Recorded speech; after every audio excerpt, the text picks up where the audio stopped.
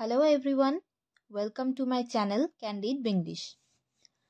আজ আমরা ক্লাস 10 এর লেসন 6 এর একটি কবিতা পড়ব। কবিতাটির নাম sea fever by John Masefield. আচ্ছা, প্রথমেই কবিতার যে টাইটেলটা আছে সেটা পড়ে তোমাদের কি মনে হচ্ছে? সি ফিভার মানে কি সমুদ্রে জ্বর এসেছে? না, এখানে ফিভার মানে এক্সাইটমেন্ট বা উত্তেজনা। ফিভার ওয়ার্ডটি এখানে কোনো বিষয়ে অতিরিক্ত উত্তেজনা বা বাড়াবাড়ি বোঝাতে ব্যবহার করা হয়েছে।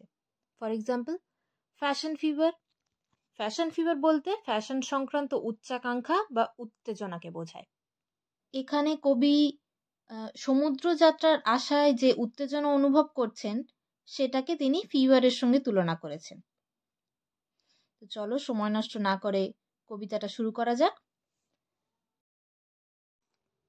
কবিতা শুরুর প্রথমেই দেখো দ্য অথর অ্যান্ড দ্য টেক্সটে কবি পরিচিতি এবং কবিতার সম্পর্কে কিছু ডেসক্রিপশন দেওয়া আছে। আমরা প্রথমে সেগুলোকে পড়ে নেব। John Edward Masefield was an English poet, writer and poet laureate to the United Kingdom from 1930 till his death. John Edward Masefield was an English poet, একজন ইংরেজ কবি ছিলেন, রাইটার লেখক, অ্যান্ড পোয়েট লরিয়েট অর্থাৎ রাজকবি ছিলেন, of the United Kingdom from 1930 till his death অর্থাৎ 1930 থেকে তার মৃত্যু পর্যন্ত ইউনাইটেড কিংডমের রাজকবি ছিলেন। He is also remembered as the author of the children's novel The Midnight Folk and The Box of Delights. তার কিছু নভেল নাম এখানে দেওয়া আছে, সেগুলি হলো Midnight Folk and The Box of Delights. The poem speaks of the excitement the poet feels at the anticipation of a sea voyage. কবিতাটি কি বলছে? Speaks of the excitement. কবিতাটিতে একটা উত্তেজনাময় ঘটনার কথা বলা হয়েছে। দ্য পোয়েট ফিলস, যেটা কবি নিজে ফিল করছেন, at the anticipation of a C voice অর্থাৎ সমুদ্র যাত্রা করতে যাবেন এই আশায় কবি যে উত্তেজনা ফিল করছেন সেটাই এই কবিতায় বলা হয়েছে। The passionate description of the seascape reveals the eternal desire of man to seek the splendor of nature. The passionate description অর্থাৎ passionate মানে উৎসাহী, description মানে বর্ণনা। কবি খুব উৎসাহ নিয়ে বর্ণনা দিচ্ছেন of the seascape, সামুদ্রিক দৃশ্যের একটা বর্ণনা কবি দিচ্ছেন। reveals the eternal desire of man অর্থাৎ মানুষের ভিতরের যে মানে গুপ্ত একটা ইচ্ছা থাকে সেটাকে রিভিল করছে। To seek the Splendor of nature অর্থাৎ আমাদের চারপাশে প্রকৃতির যে ঐশ্বর্য আছে, প্রকৃতির যে উজ্জ্বল দীপ্তি আছে সেটা দেখার জন্য যে উৎসাহটা, যে ডেসক্রিপশনগুলো আমাদের দরকার সেটা এই কবিতাতে আছে। এটি একটি 3 স্ট্যান্জা পোয়েম এবং প্রতিটি স্ট্যান্জাতে 4টি করে লাইন আছে। তাহলে চলো কবিতাটা শুরু করা যাক। ফার্স্ট স্ট্যান্জা দেখো কি বলছে। I must go down to the seas again, to the lonely sea and the sky. অর্থাৎ আমি অবশ্যই আবারও সমুদ্রে যাব, নিঃসঙ্গ সমুদ্রে এবং আকাশে। প্রথম লাইনেই দেখো I must go down to the seas again. Again কথাটি যে এখানে যুক্ত করা হয়েছে, এই ওয়ার্ডটির মাধ্যমে কবি যে এর আগেও সমুদ্র যাত্রায় গিয়েছেন বারবার সেটা বোঝানো হয়েছে। এখানে বলে রাখি জন মেসফিল্ড নিজে একজন নাবিক ছিলেন। To the lonely sea and the sky অর্থাৎ নির্জন শান্ত সমুদ্রের মাঝখানে তিনি যেতে চাইছেন। And all I ask is a tall ship and a star to steer her by. এবং all I ask আমি যা চাই তা হলো একটি লম্বা বড় জাহাজ ও তাকে চালিত করার জন্য একটি তারা। A star to steer her by। আচ্ছা, স্টিয়ারিং শব্দটির সঙ্গে তোমরা সকলেই পরিচিত। আমরা জানি যে গাড়ি স্টিয়ারিং দিয়ে আমরা গাড়িকে কোন পথে নিয়ে যাব সেটা কন্ট্রোল বা গাইড করতে পারি।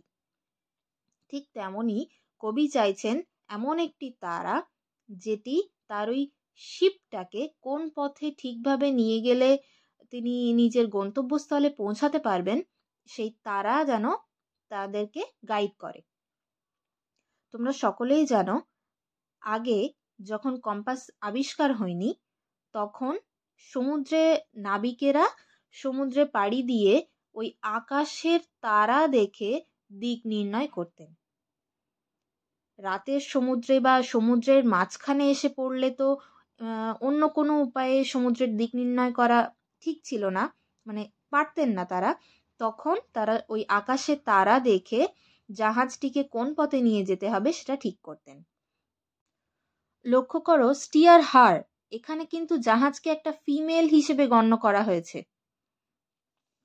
নেক্সট লাইন দেখো, and the wheel's kick and the wind song and the white sails shaking. তাহলে তিনি আর কি কি চাইছেন?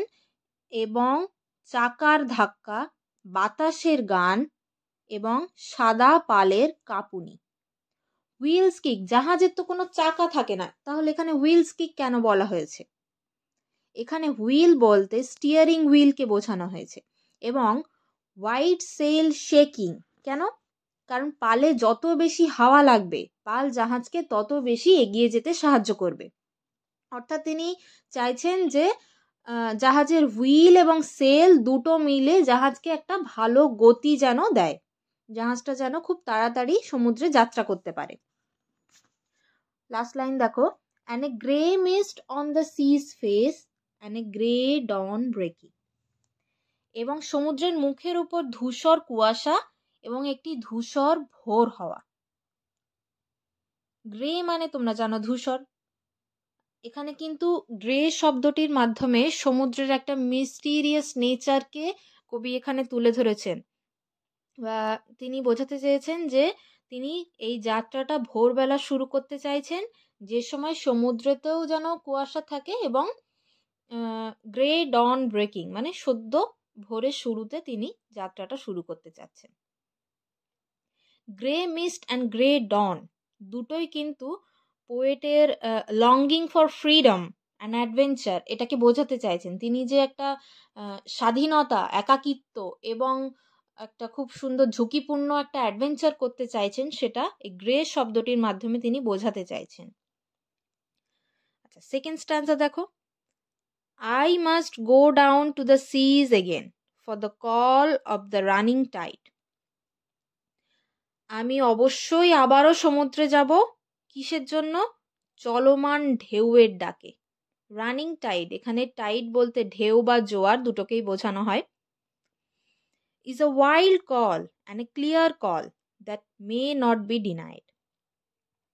এটা কেমন ডাক? ওয়াইল্ড কল, এটা একটা উন্মত্ত পাগলের মতন ডাক। and a clear call, একটা পরিষ্কার ডাক।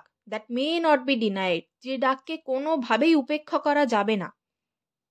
and all I ask is a windy day with the white clouds flying.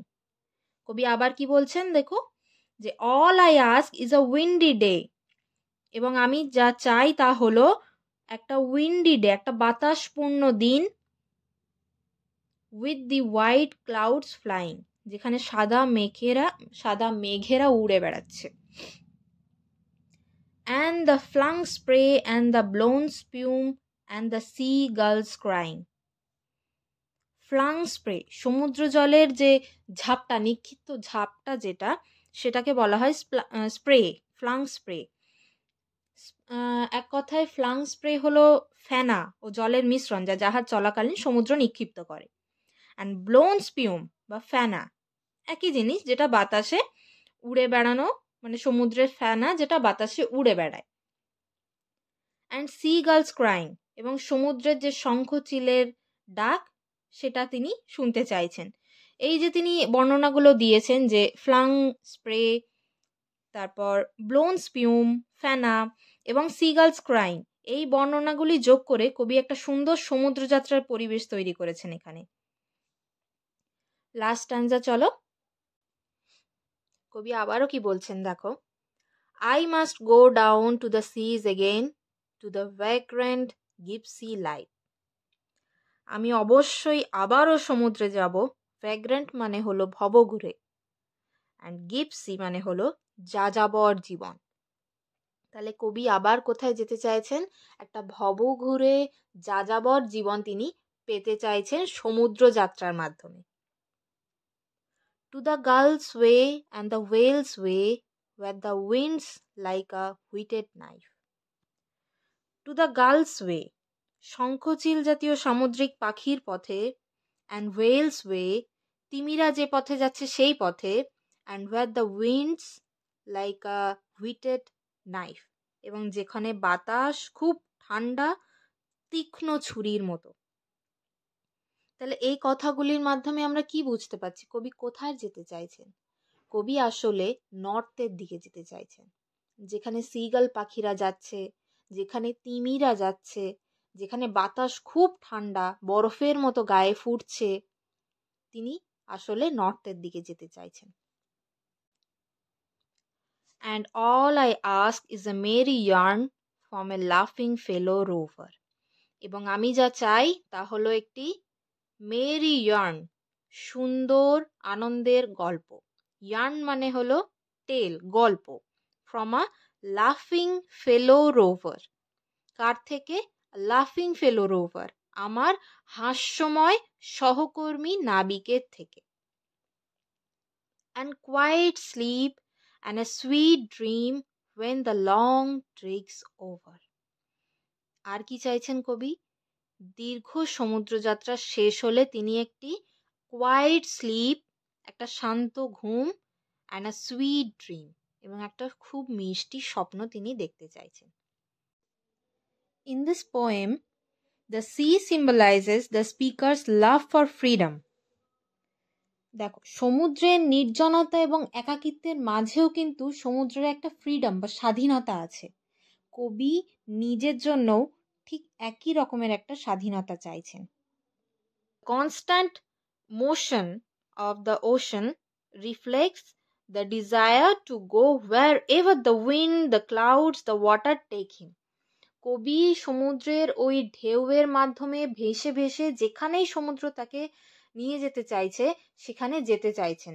তিনি নিজেকে ঘর বাড়ির ওই চার দেওয়ালের মধ্যে আবদ্ধ করে না রেখে সমুদ্র যাত্রায় বা অ্যাডভেঞ্চার করে নিজের জীবনটাকে কাটাতে চাইছেন। কবির যে সমুদ্র যাত্রার প্রতি একটা অফুরন্ত টান আছে, তিনি এই সি ফিভার কবিতাতে খুব সুন্দরভাবে আমাদের সামনে ফুটিয়ে তুলেছেন। এই ছিল আজকের কবিতাটা। কবিতাতে তোমাদের যদি কোনো কোয়েরিজ থাকে, কোনো কোয়েশ্চেন থাকে, তাহলে অবশ্যই তোমরা কমেন্ট সেকশনে সেটা জানাবে। আমি অবশ্যই সেটাকে সলভ করার চেষ্টা করব। আজকের মতো এই ভিডিওতে এটুকুই থাকছে। দেখা হচ্ছে পরের ভিডিওতে।